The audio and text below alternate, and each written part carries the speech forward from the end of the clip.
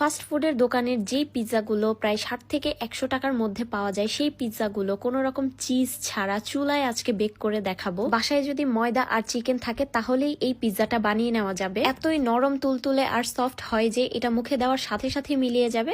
So রেসিপিতে চলে যাচ্ছি। প্রথমেই ডোটা করে নিচ্ছি। ডোটা করার জন্য আমি প্রায় 1.5 কাপের মতো ময়দা নিয়ে নিচ্ছি, আর এখানে ময়দাটাই ইউজ করতে হবে। 1 টেবিল চামচ গুঁড়ো দুধ আর 2 টেবিল চামচের মতো চিনি অ্যাড করে দিচ্ছি। হাফ টিস্পুন বেকিং পাউডার আর 1.5 টিস্পুন ইস্ট এখানে অ্যাড করে দিচ্ছি। এরপর স্বাদ মতো লবণ দিয়ে শুকনো উপকরণগুলোকে একটু ভালোভাবে মিশিয়ে নিচ্ছি। মিশিয়ে নেওয়া হয়ে গেলে এখানে কুসুম গরম পানি অ্যাড করে নিচ্ছি। এখানে একটু একটু করে কুসুম গরম পানি অ্যাড করে একটা সফট ডো তৈরি করে নিতে হবে। ডোটা একটু স্টিকি হবে। এরপর প্রায় 1 টেবিল চামচের মতো এখানে অয়েল অ্যাড করে আমি আবারও ভালোভাবে এই ডোটাকে একটু মথে নিব। অয়েল ইউজ করার পর এই ডোটা আর হাতে লেগে আসবে না, তখন একটা সফট ডো তৈরি হয়ে যাবে। প্রায় 10 মিনিটের মতো ভালোভাবে মথে নিয়ে উপরে একটু তেল ব্রাশ করে দিয়ে এটাকে রেস্টে রেখে দিব প্রায় 2 ঘন্টার জন্য। এর মধ্যে আমি চিকেনের পুরটা তৈরি করে নিব, আর তার জন্য আমি চিকেনের 2টা ব্রেস্ট পিস ভালোভাবে সিদ্ধ করে নিয়েছি। একটু আদা রসুন বাটা আর একটু হলুদ গুঁড়ো দিয়ে আমি এই চিকেন ব্রেস্ট গুলোকে সিদ্ধ করে নিয়েছি। এরপর গরম থাকা অবস্থায় আমি এগুলোকে কাঁটা চামচের সাহায্যে একটু ছিঁড়ে ছিঁড়ে নিচ্ছি। পুরটা রান্না করার জন্য একটা প্যানে দিয়ে দিচ্ছি পরিমাণ মতো তেল। তেলটা গরম হয়ে আসলে এখানে হাফ কাপের মতো পেঁয়াজ দিয়ে একটু নেড়ে চেড়ে নিয়ে তার মধ্যে দিয়ে দিচ্ছি মরিচ কুচি।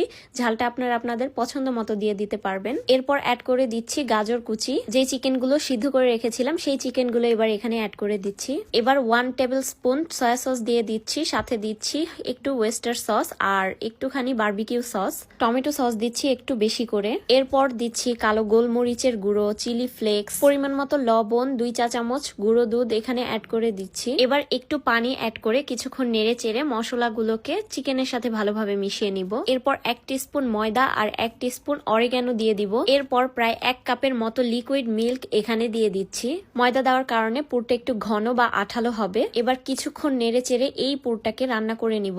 এরই মাঝখানে আমি একটু চিনি অ্যাড করে দিয়েছি, এতে করে টেস্টটা অনেক বেশি ভালো আসবে। পুরটা রান্না করা হয়ে গিয়েছে। এদিক দিয়ে ডোটাও আমার একদম ফুলে উঠেছে। এখন ডোয়ের ভিতর থেকে বাতাসটাকে বের করে নিয়ে আরো কিছুক্ষণ প্রায় 5 মিনিটের মতো আমি মথে নিব। মথে নেওয়া হয়ে গেলে অল্প করে লেচি নিয়ে এইভাবে হাতের সাহায্যে একটা গোল শেপ দিয়ে নিব। সাইড দিয়ে একটু ডিজাইন করে দিচ্ছি, এতে করে একটা সুন্দর লুক চলে আসবে। একটা কাঁটা চামচের সাহায্যে একটু ছিদ্র ছিদ্র করে নিচ্ছি। এবার একটু টমেটো সস অ্যাড করে এই টমেটো সসটাকে পুরো পিৎজাটার উপরে একটু স্প্রেড করে দিচ্ছি। এরপর আগে থেকে যে পুরটা তৈরি করে রেখেছিলাম সেই পুরটা এখানে স্প্রেড করে দিচ্ছি। লাস্টলি একটু অরিগ্যানো উপর দিয়ে ছিটিয়ে দিচ্ছি, এতে করে পিৎজার সুন্দর একটা স্মেল চলে আসবে। একইভাবে আমি 4টা পিৎজা তৈরি করে নিয়েছি। এখন চুলায় বেক করব, আর বেক করার জন্য আমি একটা হাঁড়ি বসিয়ে দিয়েছি আর তার মধ্যে একটা স্ট্যান্ড দিয়ে প্রিহিট করে নিচ্ছি প্রায় 5 মিনিটের মতো।